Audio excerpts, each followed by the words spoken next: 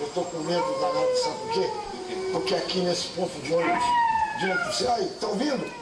Tô tá ouvindo isso? Esse é um uivo de cachorro. É lobisomem. A imprensa falou que o lobisomem atacou uma senhora aqui nesse ponto de ônibus.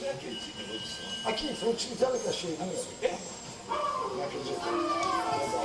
Mas é verdade, eu quero que o ônibus apareça. Olha o lobisomem!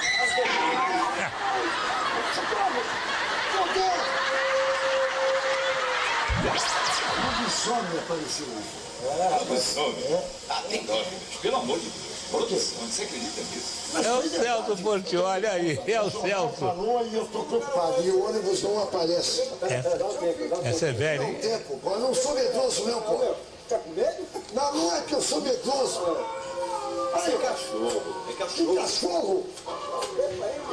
No cemitério, Não, não é o Celso. Ah, não é o Celso, não é. Isso é cachorro.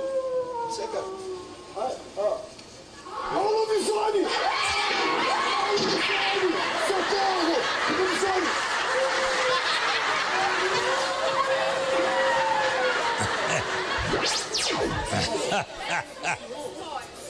Olha o lobisomem! Socorro! O lobisomem! Socorro! Não é verdade, não é mentira minha. O senhor já foi atacado por lobisomem? Por vampiro também? Não é vampiro, lobisomem. Vocês podem não acreditar, mas é verdade.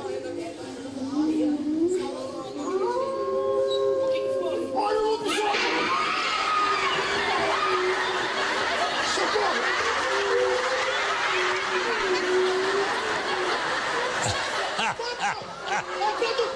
É uma brincadeira! É uma brincadeira! Ah, brincadeira, tá bom. É brincadeira, calma!